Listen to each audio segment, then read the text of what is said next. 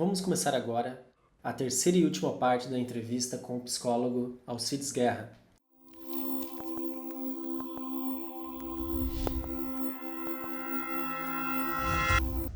A síndrome do pânico, primeiramente, é muito confundida com o estresse. Então a pessoa começa a ter sintomas, ela não sabe o que é, ela acaba indo para o hospital, ela passa por um clínico geral, um cardiologista, um neurologista, e todos os exames acabam apresentando resultados normais. Então a pessoa não sabe o que tem, a família também desconhece, então acaba gerando até um certo preconceito por parte dos familiares, amigos, dizendo: você precisa trabalhar mais, precisa ocupar essa cabeça, por não ter esse preparo até dos próprios médicos em diagnosticar a síndrome do pânico. Como a família pode ajudar essas pessoas nesse momento tão delicado da vida delas? Uma das coisas mais importantes, não só a família como os amigos, é a conscientização. Então, é conhecer o que é a síndrome do pânico, né? Porque tudo que a gente não conhece, a gente interpreta errado, faz um julgamento errado. Então, a primeira coisa é a família, os amigos pensar assim, não é porque não apareceu uma causa física, orgânica, que não quer dizer que aquilo não é nada, que é um fingimento, que é uma frescura, né? Então as pessoas têm muitos julgamentos errados, achando assim que a pessoa está fazendo aquilo para chamar atenção, né? E não é bem assim. Então, todo mundo que convive com alguém que tem a síndrome do pânico tem que se conscientizar, buscando conhecer aquele assunto, se informando através de livros, né, científicos e pela internet, por sites, para, em primeiro lugar, conhecer, né? E daí a família também tem que pensar assim, que quem tem síndrome do pânico é uma pessoa diferente, ela não vai reagir igual a pessoa que está julgando, né? Ela é uma pessoa diferente que precisa ser compreendida. Então, a incompreensão da família, né, leva a pessoa que tem a síndrome do pânico a se sentir culpada, achar que está só incomodando, né? E daí a pessoa até acaba deprimindo em função disso, né? Que ela não está dando conta de fazer o que ela fazia, ela está sendo incompreendida por todo mundo, então a pessoa acaba piorando. Outra tendência da família é muitas vezes assim acabar só protegendo, né? Porque a pessoa que está com pânico, ela não consegue sair de casa, não consegue sair sozinho, e a família ou os amigos que não conhecem acaba protegendo ao invés de incentivar a pessoa a enfrentar. Porque a melhor maneira de superar medos é o enfrentamento. Só que esse enfrentamento ele tem que ser planejado, né? Ele tem que ser seguro. Então ele tem que começar do menor medo até o maior medo e dividir em passos, né? Se a pessoa ela teve uma crise no terraço de um edifício, né? Então ela pensa, eu nunca mais vou voltar lá porque eu vou ter outra crise. Mas supondo que ela precisa ir lá porque o trabalho dela é no andar inferior, então ela não pode deixar de ir lá. Então daí a família ou os amigos vai ajudar a fazer um enfrentamento, né? Assim, bem planejado, passo a passo. Então, ela pode tomar um calmante, aquele sublingual que eu falei, e a cada dia ela vai, junto com a pessoa de confiança, subindo, por exemplo, 2 andares, né? Um dia no segundo, quarto, sexto, até o 20º. E depois que ela depois de 10 dias, né, que ela subiu todos aqueles andares, aí ela vai tomar de novo a medicação e vai subir sozinha. Vai levar provavelmente mais uns 10 dias. Até que um dia ela pode subir, né, até o terraço sem medicação. Então tem que ser uma coisa assim, bem planejada, com cuidado, passo a passo, para não dar um passo maior que a perna.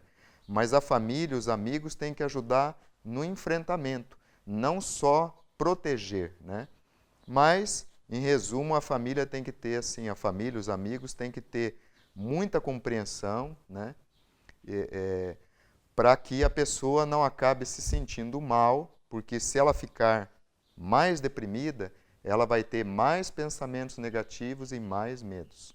Além da terapia cognitiva e dos medicamentos, existem outras terapias complementares que podem ajudar as pessoas a terem equilíbrio emocional, que é o caso da meditação, yoga, tai chi chuan e tantos outros. Como essas terapias podem ajudar no processo de controle da síndrome do pânico? Bom, então é importante assim, quando a gente for fazer um tratamento, até não só para o pânico, mas qualquer outra doença, né? Então a gente tem que procurar assim um conjunto de tratamento, né? Não uma coisa só. Então a pessoa pode buscar medicação, que pode ser uma medicação fitoterápica, que muitas vezes é mais fraca, ou homeopática, ou uma medicação tradicional. A pessoa, então, pode buscar psicoterapia, né, que é muito indicado, que pode ser a terapia cognitiva ou outra terapia, e tudo que ela puder fazer para ter uma vida mais saudável e tudo que ajudar a pessoa, assim, a relaxar, a sair daquele estado de tensão. Então, tem muitas opções que podem ajudar, né? O yoga, por exemplo, é o que ensina a respiração diafragmática, né? Que o que é a respiração diafragmática? Normalmente, a gente vai se acostumando ao longo da vida a respirar superficialmente, né? Só com a parte de cima do pulmão. Então, respiração diafragmática, que é o que eles ensinam no yoga, é quando o ar entra, a gente respira com a barriga. Então, o ar entra, a barriga estufa. O ar sai, a barriga vai murchando, né? Quando a pessoa está muito tensa na síndrome do pânico, todos esses músculos do tórax ficam contraídos. Por isso que a pessoa tem sensação de falta de ar. Então, ela precisa respirar de uma forma diferente, que é como as crianças pequenas fazem, né? Daí, com o tempo, a gente esquece de fazer isso. No yoga também é ensinado assim a gente a alongar e relaxar e, inclusive, meditar, que meditar é deixar a mente vazia, né? Que justamente é o que faz a gente entrar em alfa, né? E o reiki também é muito bom, pilates, né? Tai chi chuan, atividade física, né? Porque às vezes a pessoa pensa assim, não, mas o meu coração eu já tenho uma tendência a coração acelerado, ainda vou fazer atividade física? Sim, porque fazendo atividade física, a pessoa vai se acostumar com o coração acelerado e vai ver que nada vai acontecer. E a atividade física, ela produz endorfinas, né? E as endorfinas, que é o que justamente falta na depressão e que o antidepressivo ajuda a produzir, as endorfinas justamente, além de deixar a gente disposto, também nos acalma, nos deixa relaxado, né? Então, atividade física, a pessoa também fazer o que gosta, né? Ter lazer, contemplar a natureza, estar próximo da natureza, mas não próximo da natureza, por exemplo, caminhando na praia e pensando em problemas. Mas a pessoa tem que se ligar nas sensações boas, né? Por exemplo, andar descalço na praia, sentir os pés descalços na areia. Vamos supor que é um dia de sol assim agradável, né? Brisa, né?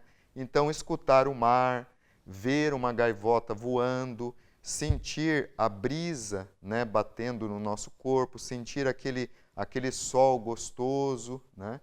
Então, é se ligar nas sensações ao contemplar a natureza.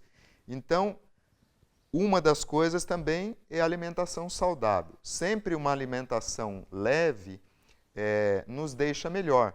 Agora, uma alimentação pesada, uma feijoada, né, um churrasco, ou até bebida alcoólica ou muito doce, é lógico que vai provocar um desconforto, né, na parte digestiva. Então, é lógico, uma alimentação saudável também vai ajudar, evitando, no caso, estimulantes, né? Por exemplo, o café é estimulante. Então, se uma pessoa tem síndrome do pânico e fica tomando muito café, então ela tem que mudar isso.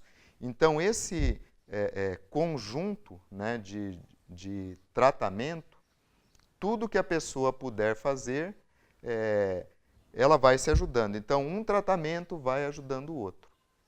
Existe muito preconceito em relação aos medicamentos ansiolíticos. Eu mesmo já tentei parar 2 vezes e acabei não conseguindo. Na sua opinião, é melhor fazer apenas terapia ou medicamentos? Uma das coisas que a gente tem que entender é a diferença entre remédio e medicamento. Medicamento é prescrito pelo médico. Remédio vem da palavra remediar. Então quer dizer que fazer yoga é um remédio, né? Alimentação saudável é um remédio, atividade física, reiki. Quer dizer, remédio não quer dizer que é só um medicamento, é tudo que a pessoa fizer para se ajudar. Mas realmente existe muito preconceito em relação à medicação e a gente deve entender bem sobre medicação para não ter esse preconceito, né? Por que as pessoas têm preconceito? Porque elas acham que toda medicação vicia e quando fala com alguém, as pessoas dizem: para com esse medicamento, né? Isso aí vai te viciar. Então, o que a gente sabe que vicia é o ansiolítico calmante, né? Ele vem, inclusive, com uma tarja preta, né, na embalagem do remédio, porque cada vez que a pessoa está nervosa ou não consegue dormir, ela toma e dá um efeito rápido. Já o antidepressivo, ele não vicia, né? Então, ele não tem uma tarja preta, ele tem uma tarja vermelha. Então, por que ele não vicia? Porque ele não dá um efeito assim na hora que a pessoa toma, né? Antidepressivos mais antigos demoram mais para fazer efeito e os mais modernos são mais rápidos. E mesmo que a pessoa pare de tomar um antidepressivo, ele ainda fica fazendo um efeito por um certo tempo, né? Então, o antidepressivo, ele não vicia.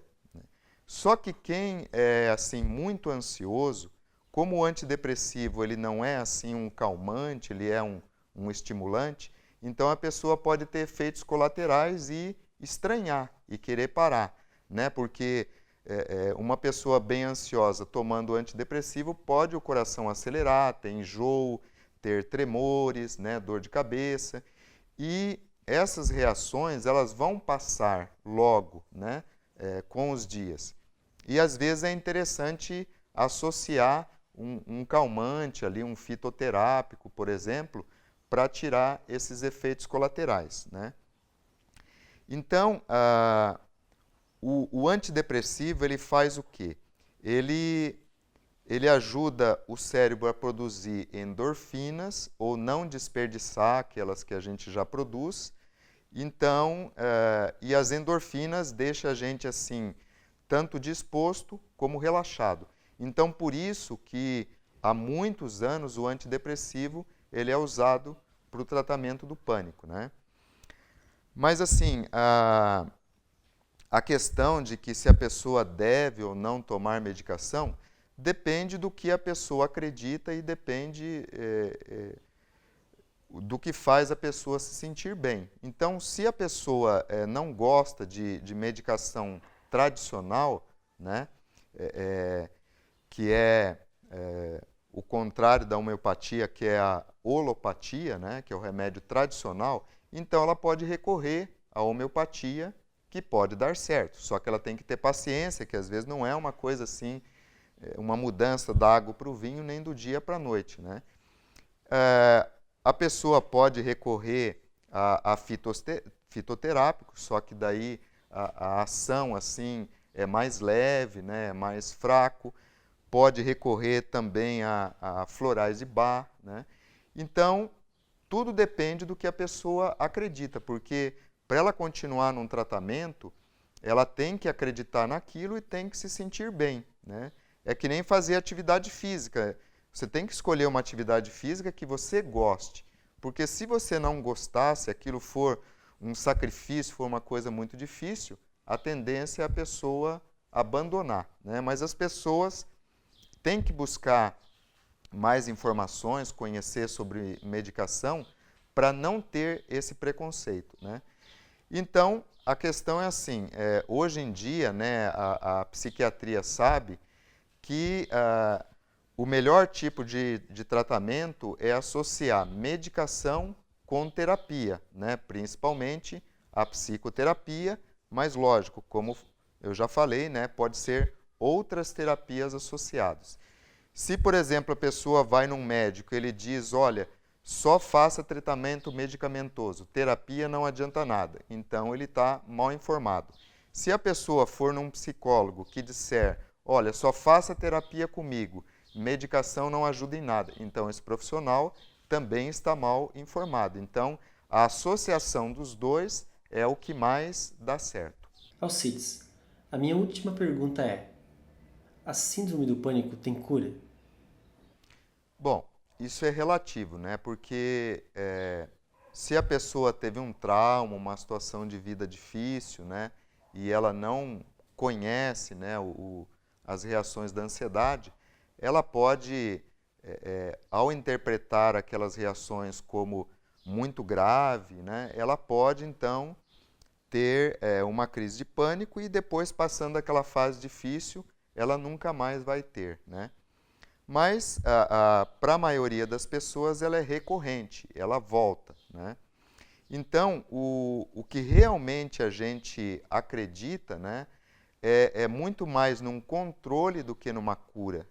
Porque a pessoa, assim, que fica acreditando numa cura, eu nunca mais posso ter isso, então a pessoa ela está pensando assim de uma maneira extremista.